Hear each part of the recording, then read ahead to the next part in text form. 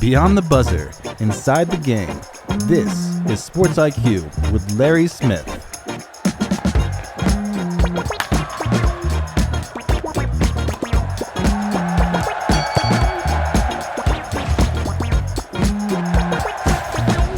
And a good Monday to you. Larry Smith here, the Sports IQ. Hopefully you had a great weekend. I am back at home base after spending the weekend in Indianapolis. I'll share a bit of that later on when we talk with producer Tony here and we kind of recap the weekend in hoops. Man, what a great time. It's just, again, one of the best events of the year. It's a big week. We've got, obviously, the championship tonight. Coming up on the show here, Jerry Palm will be joining us from Palm Bracket to talk about Michigan, UConn. Also, the great Mike DeCourcy is going to join us as well from the Sporting News, the Basketball Hall of Fame writer. We'll be talking with Mike as well as we get ready for this game tonight. Got a chance to talk to both of them in person, not just here on the radio and over microphones. And so, again, I'll share some of that just in terms of personally my 13th Final Four. And, man, just a lot of great conversations, a reminder of my own career, how much I've just really enjoyed this, and I always enjoyed this event as well. So lots to talk about. We've got a big week. It's also Masters Week.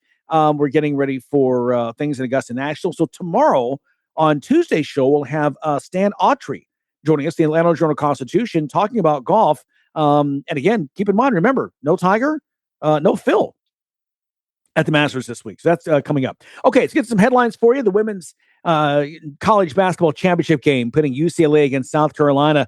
UConn didn't make it, right, on Friday.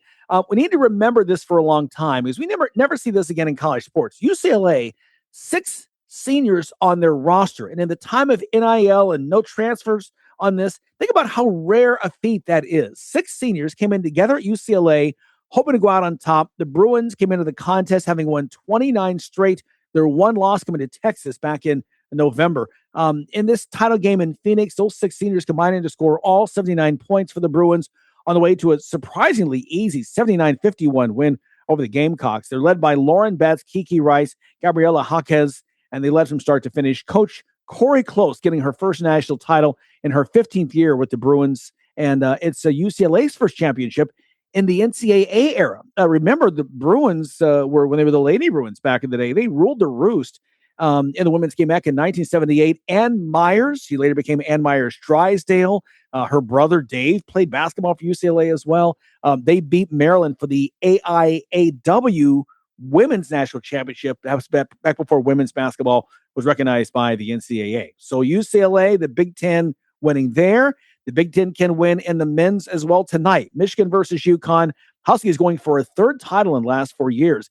Michigan and Dusty May chasing their first crown since Steve Fisher led the Glenn Rice, Ramil Robinson team to the title back in 1989. Fisher was the interim coach, if you recall, overtime win over Seton Hall in that contest in Seattle. UNC, by the way, better start looking at Plan B for their head coach opening. According to multiple reports, Michigan head man Dusty May will not be leaving Ann Arbor to head to Chapel Hill after the title game. May's reps reportedly have told the Tar Heels the coach has no interest in leaving Michigan to become the head coach at UNC. So, yeah, carry on there. Again, not the job you thought it was. Shame on you folks in North Carolina and Chapel Hill not having a better plan than this. What are you doing? Because, again, the transfer portal opens tomorrow, by the way. Need to have a coach in place for that. The NIT men's final also yesterday in Indianapolis. Auburn defeating Tulsa 92-86 in overtime in a battle of number 1 seeds at Gainbridge Fieldhouse to win the NIT title. Tigers led by as many as 21 points in the first half before Tulsa stormed back to force that OT period. Kevin Overton scoring a team-high 26 points to Hod Pettiford added 24. Auburn getting its first NIT title in program history. After missing out on a bid to the NCAA tournament, Auburn accepted an invitation to this event. And even though several programs, Seton Hall, Virginia Tech, Vermont, San Diego State, and others, declined bids to the NIT. The NBA Rookie of the Year may have flipped in Cooper Flagg's favor after a historically spectacular weekend by the Dallas Mavericks teenage phenom. After scoring 96 points in a 2-game span, Flagg might just beat out his former Duke teammate and a Charlotte Hornets sharpshooter for the Rookie of the Year award. Flagg following up his teenage record 51-point performance in Friday's loss to Orlando with 45 points and a near triple-double in Sunday's win at 134-128 over the Lakers. Let's get back, though, to Indianapolis and tonight's big game. It is Michigan against UConn. Joining us once again, friend of the show from PalmBrackets.com, Jerry Palm. Jerry, good. We talk here virtually again, although good to have a conversation in-house like we used to over the years. We always found time every year at the Final Four to always spend some time. Let's first go back to Saturday's games, and we'll get your reaction on the two semifinal contests. Yeah, I mean, obviously the noteworthy one is Michigan just destroying Arizona. The final score ended up under 20. That was really kind to Arizona that it ended up that way, because Michigan was just wiping the floor with them. It's surprising. As a Purdue guy, I'm watching a team that we just beat annihilate the team that knocked us out of the tournament. So I guess it just goes to show that head-to-head results don't always indicate what's coming. But Arizona had looked like, I think arguably, well, them and Michigan had looked like the best teams in the tournament to this point. And so you would have expected a better game between the two, but this was never in doubt from the first TV timeout. Michigan was in control the whole way. And really disappointing end for Arizona in the sense that, they had a really good season. And, they were the number 2 overall seed and just kind of went out with a whimper. It's kind of unfortunate. Yeah, I think they're a better team. If you play that team, if you play those games 10 times, it may be a 6-4 Michigan, 7-3 Michigan, but they're a better team. I agree than what they showed. But it goes back to, again, that's where this tournament is so fickle, that just because you had a great season, if you just have one off night, you're done. And when we saw that with Arizona, like I said, Michigan was even full strength. I mean, a lot of us were wondering they lost Case late in the season. In the game at Illinois where he suffered that injury and ended up wiping out the rest of his season, he was a big piece off the bench. But then Lindenborg goes down with that really bad ankle injury. He comes back. So it wasn't like they were in full strength the entire game. And yet, like you said, it was a 30-point game at one point.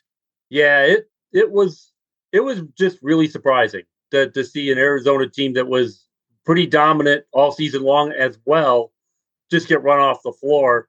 And, that Lindenborg injury is going to make tonight interesting because, it's that sprained ankle sits for a couple of days. You might not be as loose on it as you could have been, just getting taped up after the injury during the game when it got hurt. So, that's and then Solo Ball may come back for UConn. So we could see a couple of, significantly different rosters in that game tonight. And that could certainly have a big say in the outcome. Yeah.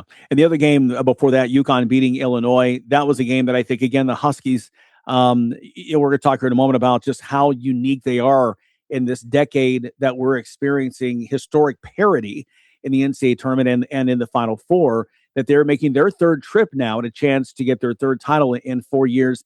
Watching that game, I think it's clear that Dan Hurley is the class of today's college coaches. And I'm not sure there's much of a question of that. Yeah, and I mean, there's a lot of great ones, of course, in the college game, as there usually is, but it's hard to argue against Dan Hurley being at the top of the list right now with what he's doing at UConn. And it's going to be interesting to see how long they can keep that up as the NIL era, takes more of a hold and the money continues to flow to the 4 major football conferences. The Big East is still a major conference in college basketball, but football money is really big, and not having access to that in the long term, maybe relatively short long term, could actually hurt the Big East. And I think UConn, if I'm UConn, I'm trying to get into one of those other conferences as soon as I can in order to try and maintain the money that it takes to run the flagship basketball program, but also it would give them a chance to improve in football as well.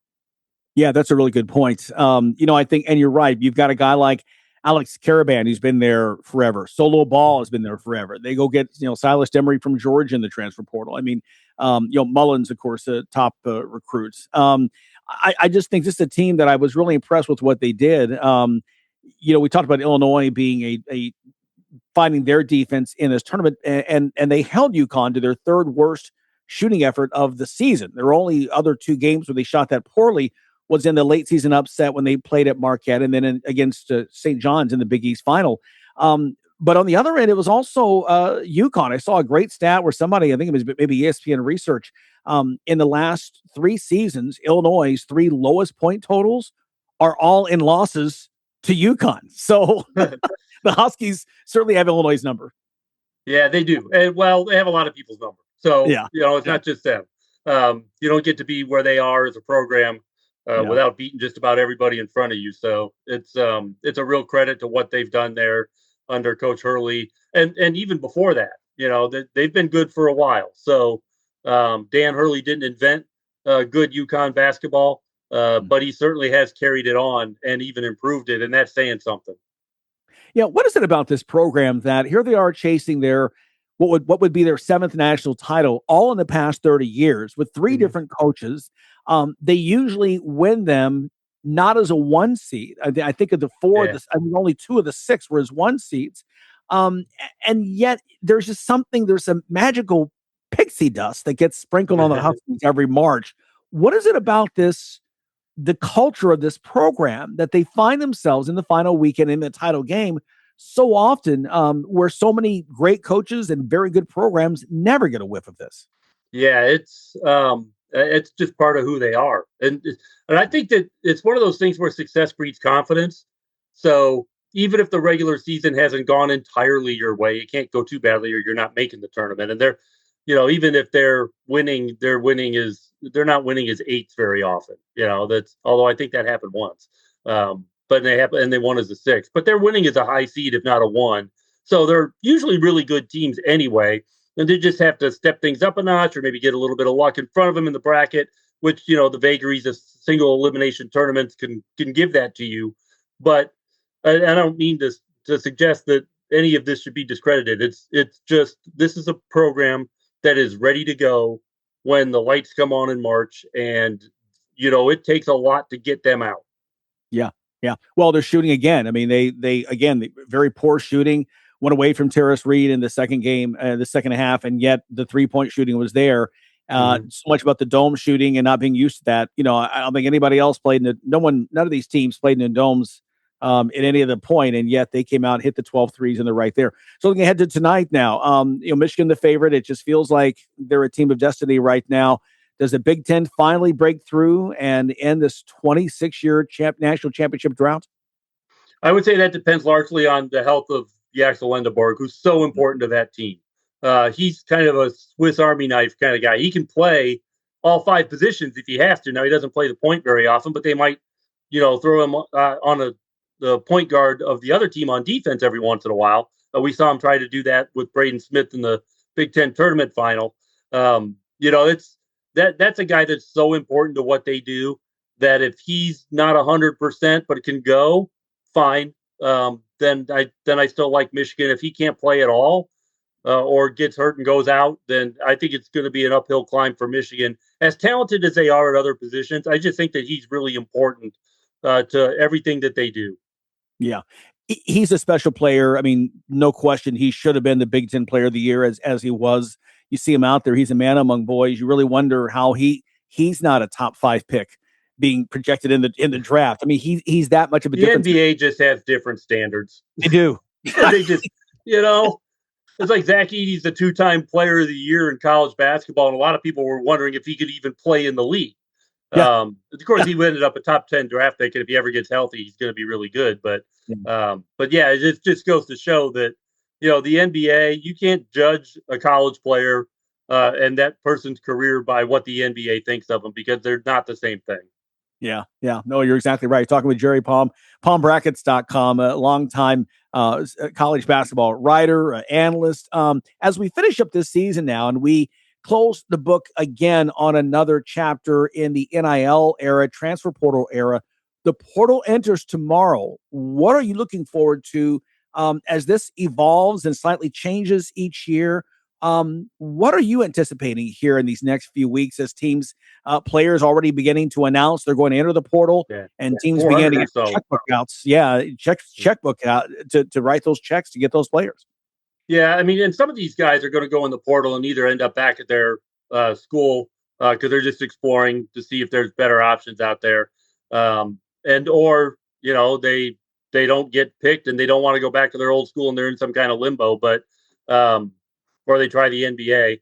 Some of those guys, not very many, will also apply for the NBA draft too. So just keeping options open.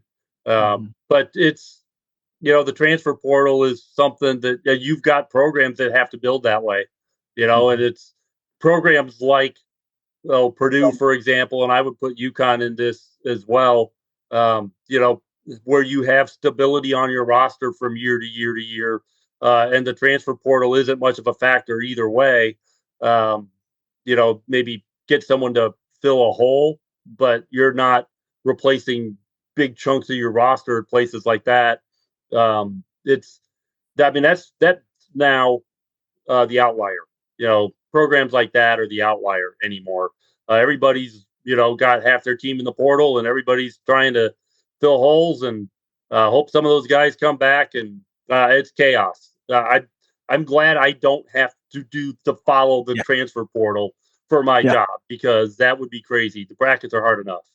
Yeah, exactly. That's right. Exactly. By the way, I didn't peek. How'd you do in your brackets this year? I got them all the teams right this year.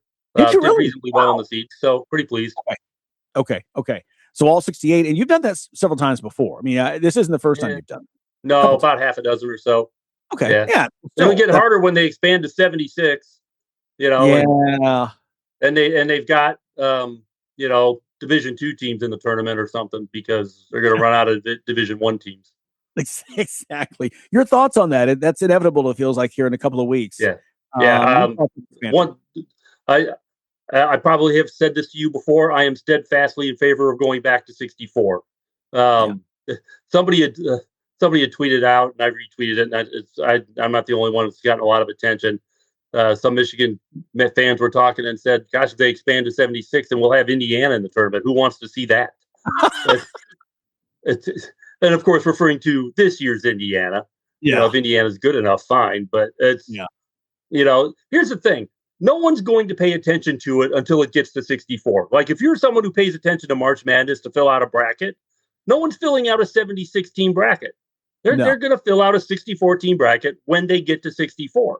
So casual fans aren't going to care. You're just, and fans of the sport, like diehard fans of the sport, which we all are. I mean, we cover it, but we're also fans.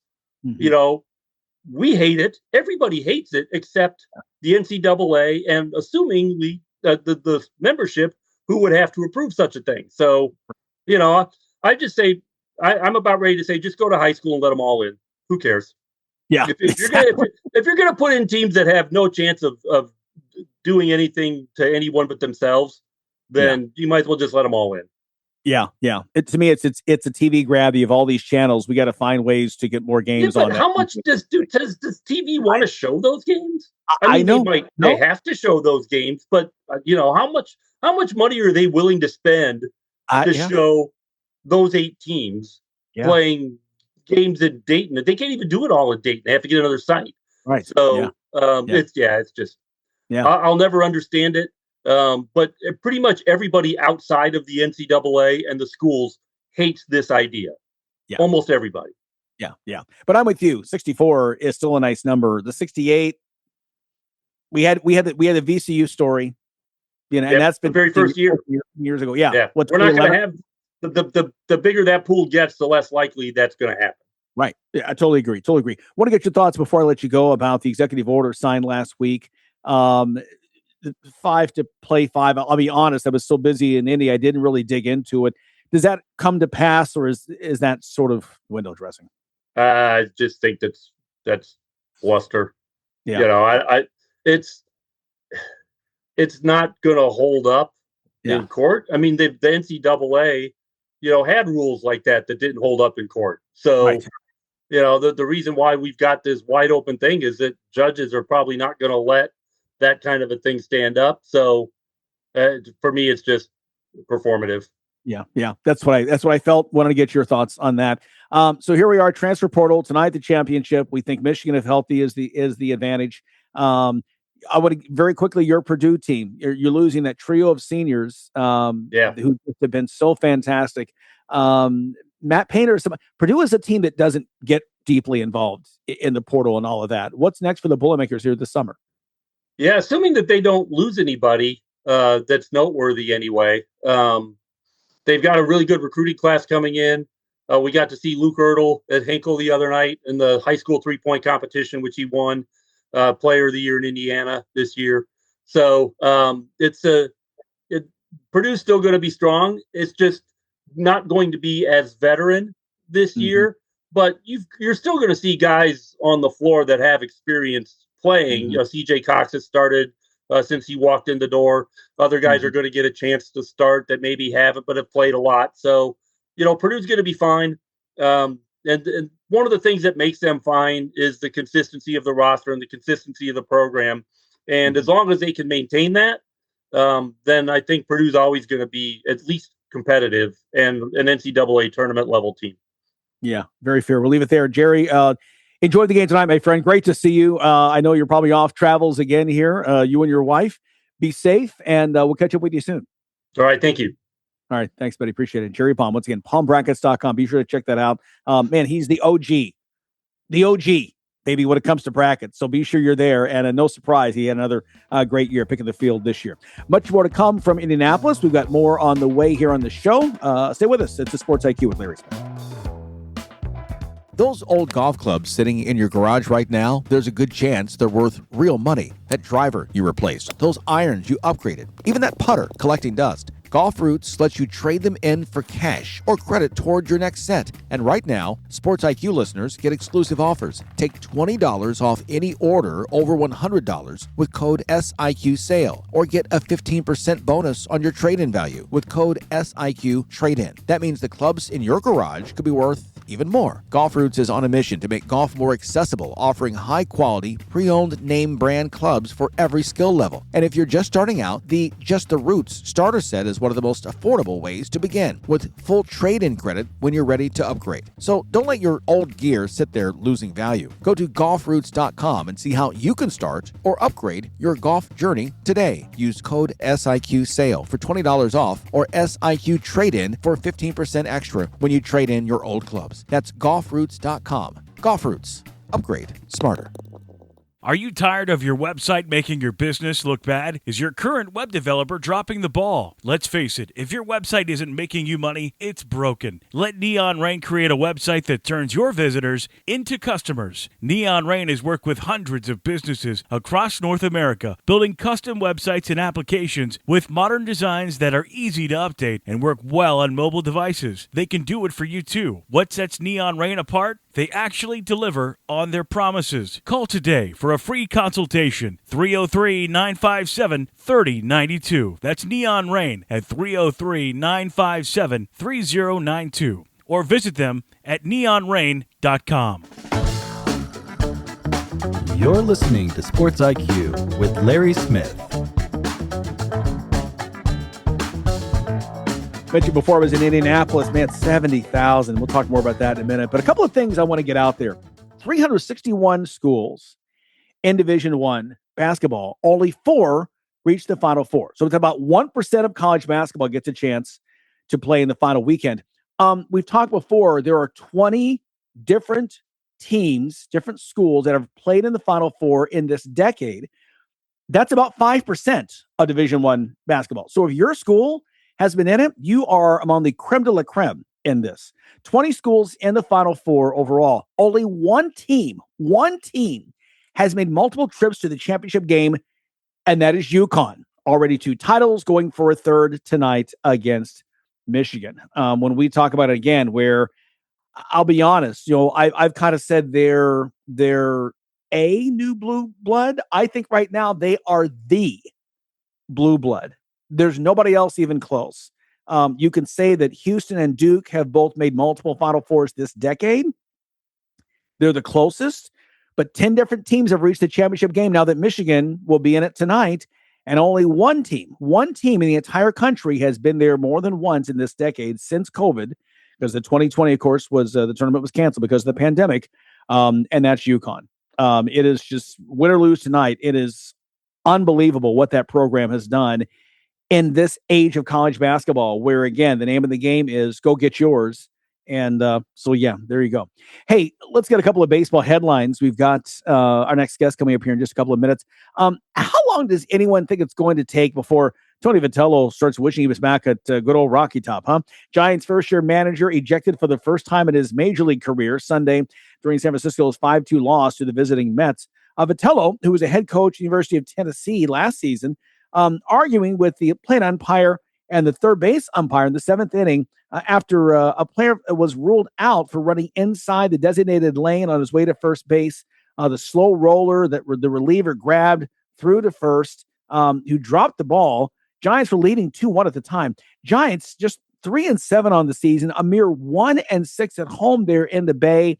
It scored only 26 runs in those 10 games. It has not gone well for them and Vitello in his opening month as a major league skipper. By the way, if you love hitting and you were in the stands for the Cubs-Guardians game yesterday in Cleveland, you were disappointed. You walked away saying, what is wrong with this game and my team? The Cubs squeaked out a 1-0 win. Miguel Amaya hitting an RBI single in the 8th inning. That was only the second hit for Chicago. 4 Cubs pitchers combined for a one-hitter in that 1-0 victory over Cleveland. So 9 innings played and just 3 hits combined. As the late Harry Curry would say, holy cow. How about those red-hot Pittsburgh Pirates, by the way? The Pittsburgh Pirates, a former Oriole, I should say, Ryan O'Hearn, homered, matched a career high with 4 runs batted in. Pirates beating his former team 8-2 Sunday to sweep a 3-game series and extend their winning streak now to 5. Red-hot Pittsburgh Pirates behind their former Oriole, Ryan O'Hearn. Nicely done. All right, stay with us. Our next guest, we talk more basketball. Still to come here with the Sports IQ. I get a lot of calls from people across the country who are suffering from the affliction of IRS tax debt, and that's because I have a remedy. Hi, I'm the tax doctor, and if you're having any of these tax issues, call me right now. My team specializes in helping people over the age of 50 solve their tax problems, and the bigger your tax problem is, the more money you can save. If you owe the IRS money, or you're about to owe the IRS money, or even if you need to file years of unfiled returns, call us right now. Our friendly, highly trained representatives are waiting right now to take your call. Over the years, we've helped thousands of people just like you stop the tax liens, wage garnishments, and harassing phone calls. You don't need to send the IRS a big fat check. We can negotiate a lower amount. That's what we guarantee for you. So call us right now. Call 833-789-3068. You're locked in to Sports IQ with Larry Smith. Okay, hey, we have some quick programming change. Mike DeCourcy is tied up right now with duties for the Sporting News.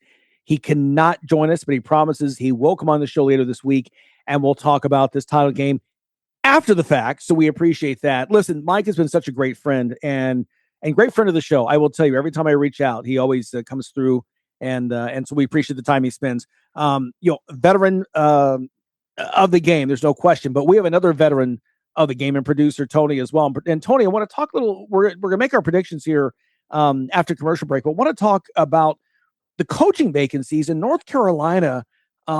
Where are you? There's a story right now posting out there, ESPN, saying that Nate Oates signing a new deal or agreeing to a new deal with Alabama that makes him among the 5 highest paid coaches.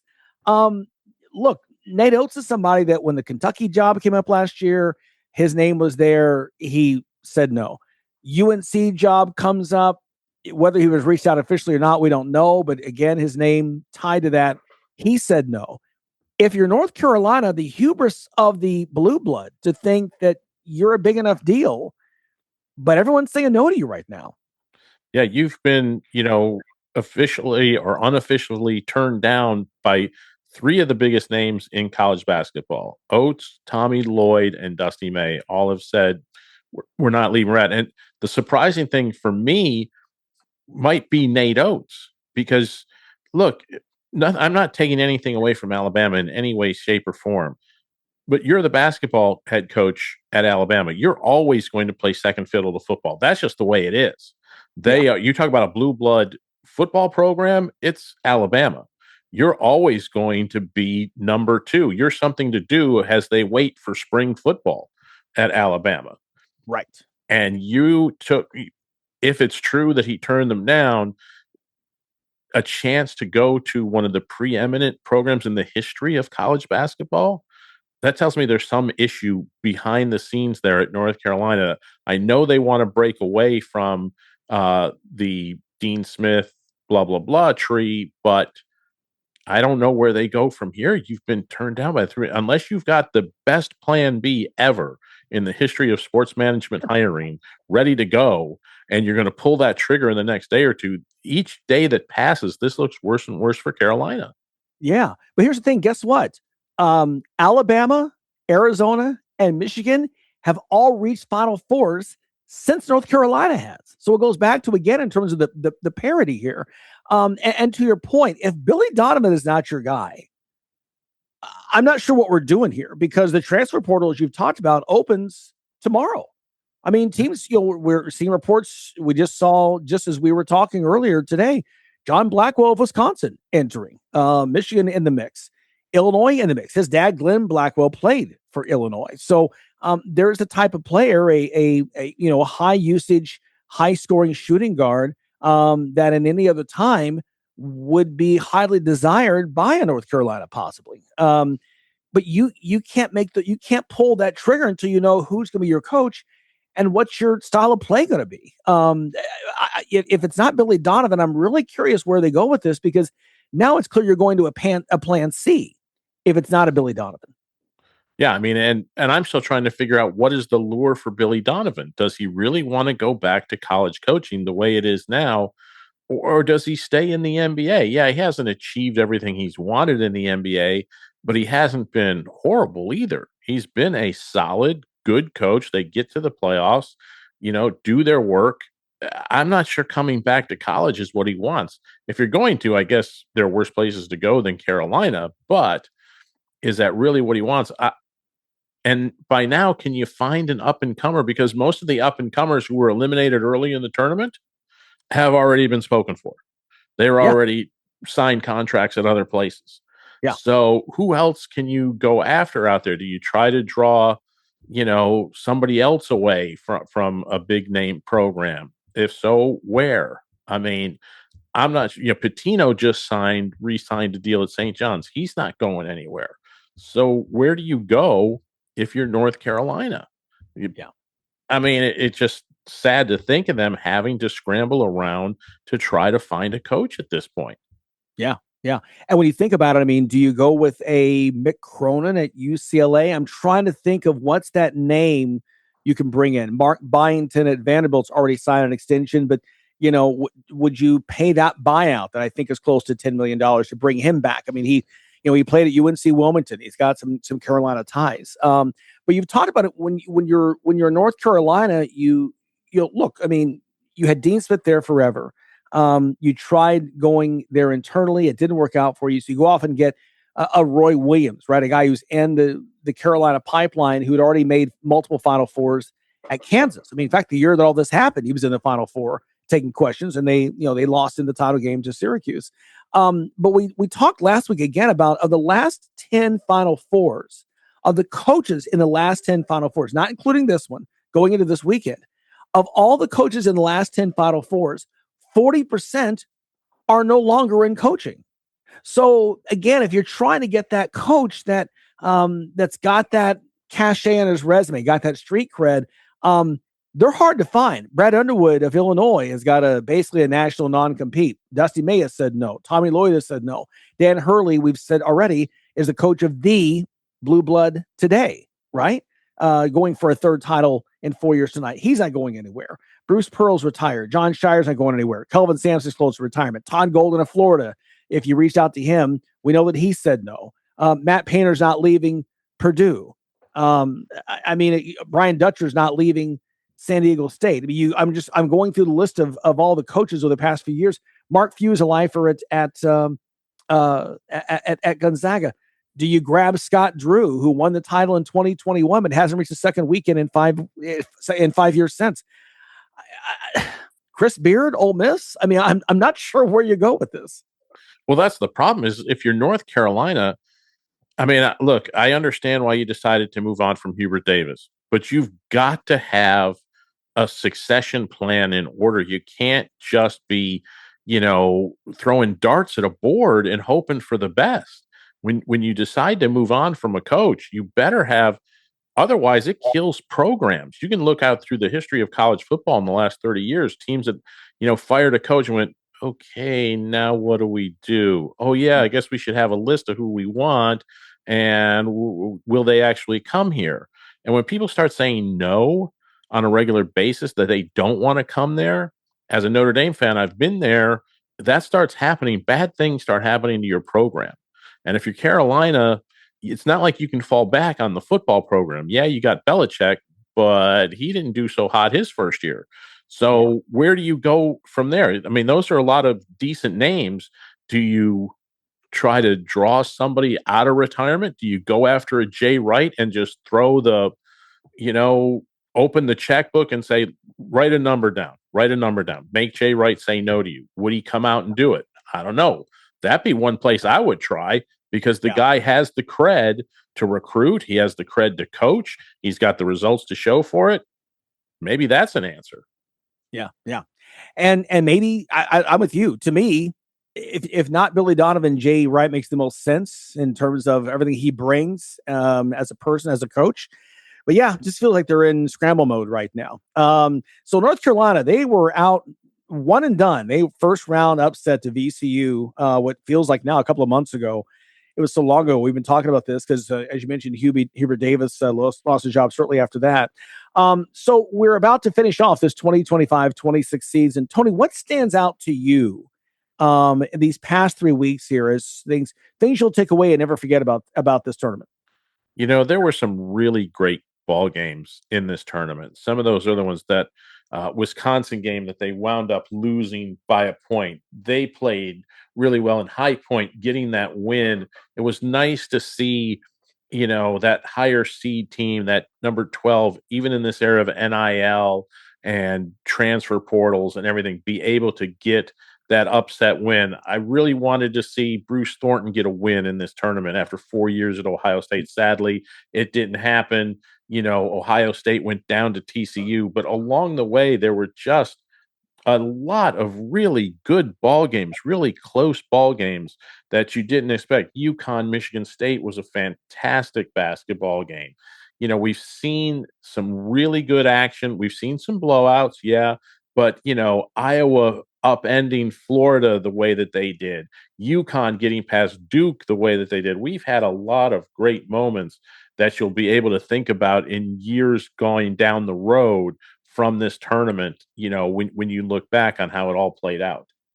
Yeah, I would go with that. I think even the effort of Siena and that first Thursday afternoon game against Duke, taking number one Duke and controlling that game for 30 minutes. I mean, again, talking about just a game of moments. They had the back-to-back missed dunks in the same offensive set in that end of the court. Miss both. Duke goes down, gets a basket, and then a turnover run out.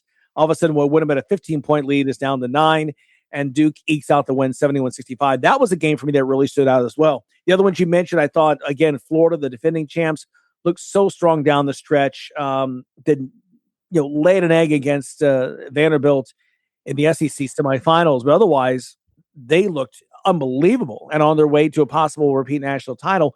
But again, you miss some shots, you have one bad run, and all of a sudden you're out. Iowa getting in was one.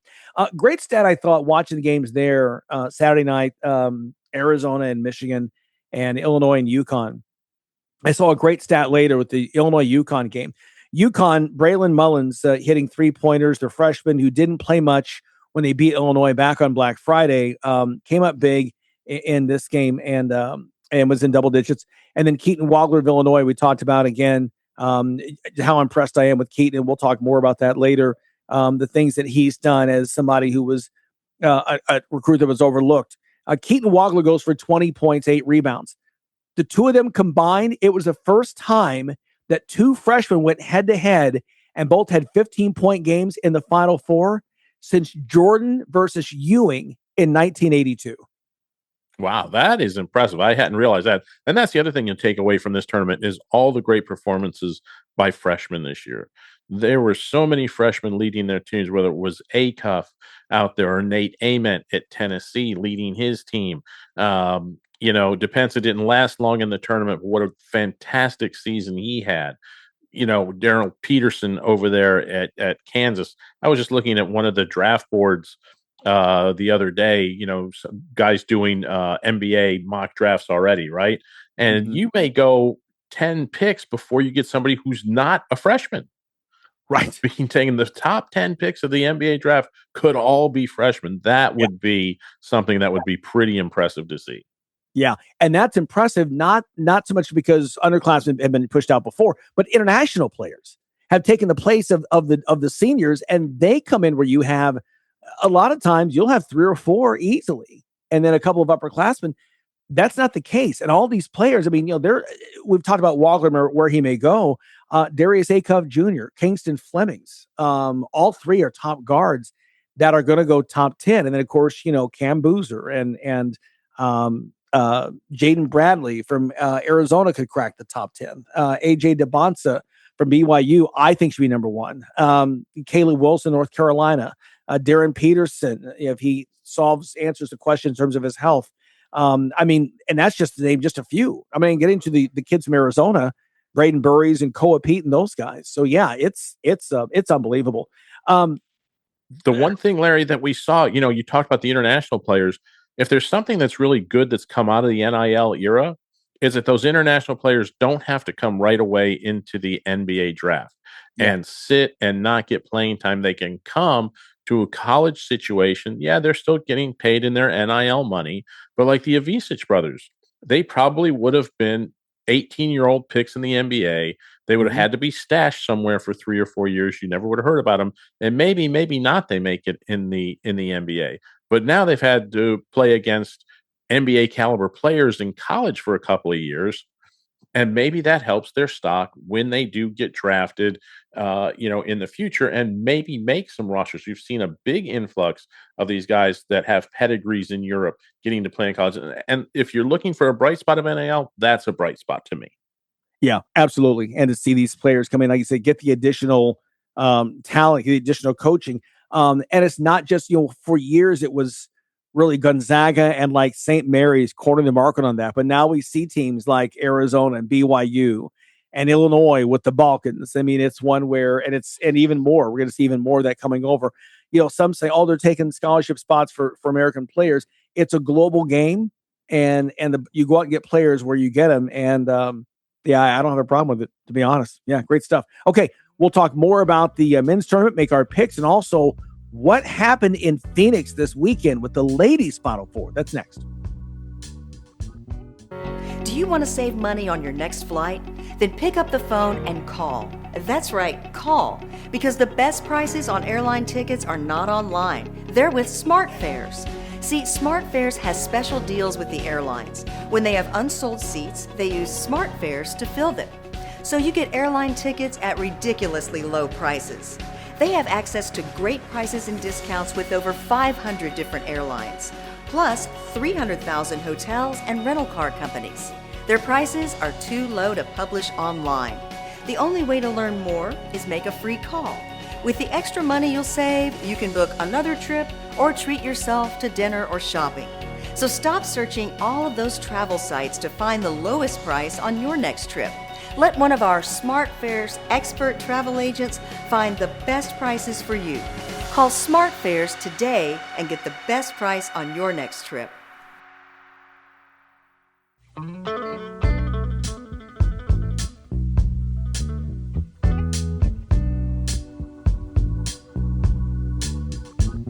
Okay, producer Tony joining us now. Tony, we were saying we wanted to see UConn, UCLA in the championship for the women in Phoenix.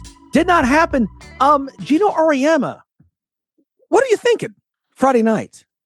Really? Yeah, that was such a strange ending to that ball game. South Carolina played a great game on Friday. Yeah. Just, and what it is, Larry, for me was this was a team in UConn that hadn't been pressured all season.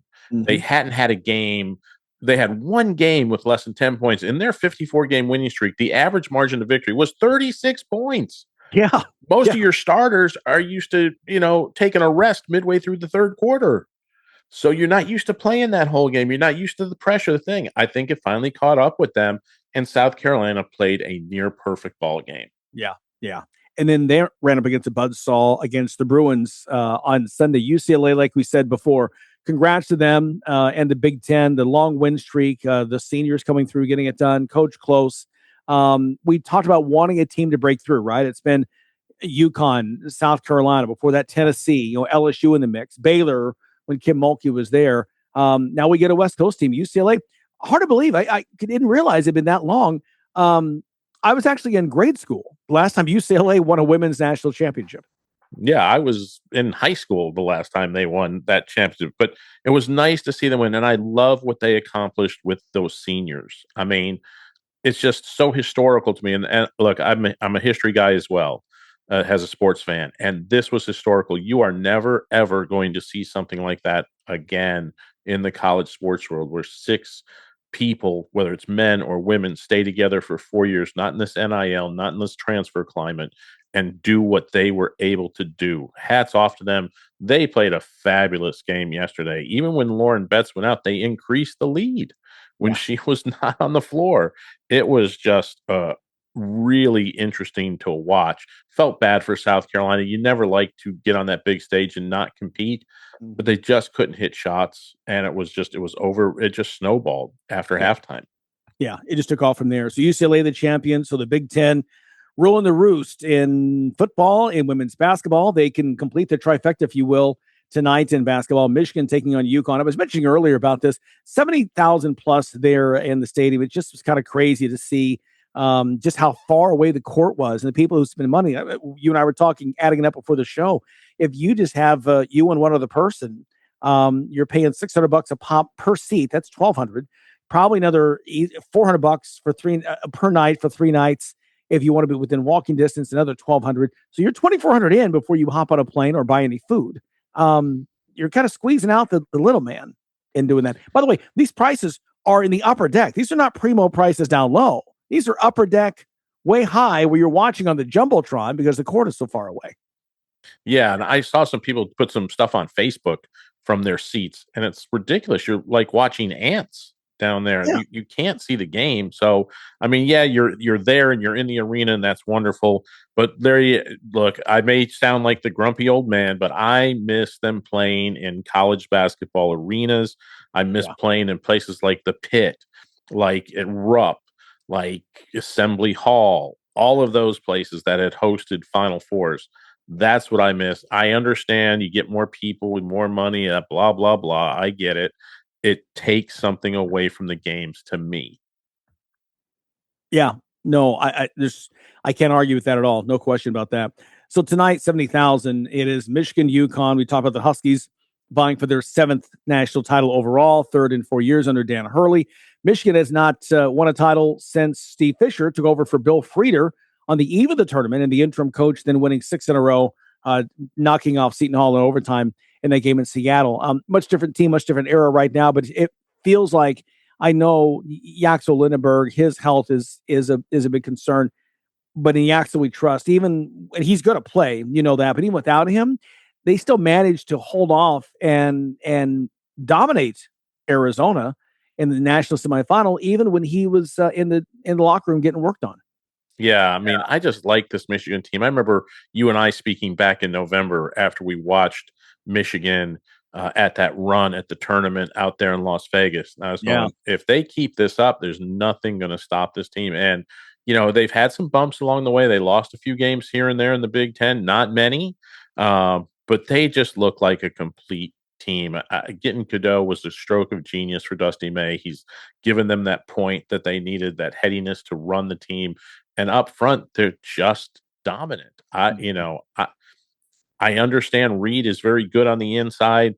I don't know how UConn manages to deal with both Mara and Morez Johnson and Landenberg if he plays. There's just too many bigs up there for me to to think UConn can win this game. I'm taking Michigan tonight. Yeah. All those reasons you listed, I'm taking Michigan as well. We have said all season long we've been impressed by what they've done. Again, thought that maybe the case on injury would hurt them. They found a way now, and they just looked fantastic in this game. I think it's their title to lose. All right, our moment of awe is up next. Listen, were you forced into getting a solar contract and now you just don't want it anymore? Maybe the solar company misled you. Or is your solar contract buried with hidden fees? Are you not saving the amount of money you thought you would on your energy costs? Don't worry. At the Solar Exit Hotline, we can help you cancel your solar contract, even if the panels are already installed. Our experienced legal team will review your contract and help you cancel it, possibly saving you thousands of dollars. You got to call right now for complete details. So listen, if you're not happy with your solar contract for any reason, we are here to help you cancel it. Call the Solar Exit Hotline now for immediate options to help you exit your solar contract. This call is 100% free. Call 855-227-0286. That's 855-227-0286. Call us right now. Okay, time now for today's moment of awe. And we go back to on this date in 1992 when Duke, led by Christian Laettner and Bobby Hurley, defeating Michigan and the Fab Five 71-51. Laettner, by the way, an incredible 21-2 in his career in the NCAA tournament, including those back-to-back championships, knocking off Michigan, Chris Webber, Jalen Rose, Jimmy King, Juwan Howard, all those guys to get that title. Duke winning the national championship. Moment of awe on this date in 1992. We appreciate our guests stopping by. Jerry Palm of Palm Brackets. We'll talk with Mike DeCourcy coming up later on this week. Don't forget tomorrow, Stan Autry joining us to talk a little Masters. It is Masters Week in Augusta, Georgia, getting ready to tee off the spring season, if you will, not just in our lives, but also in the game of golf. Lots coming up. Don't forget to watch tonight, Michigan and UConn in the men's championship game in Indianapolis. Let's make this a great Monday. We'll see you tomorrow here on the Sports IQ. Thanks for listening to Sports IQ with Larry Smith, Monday through Friday. Continue the conversation at Sports IQ LS. We'll see you next time.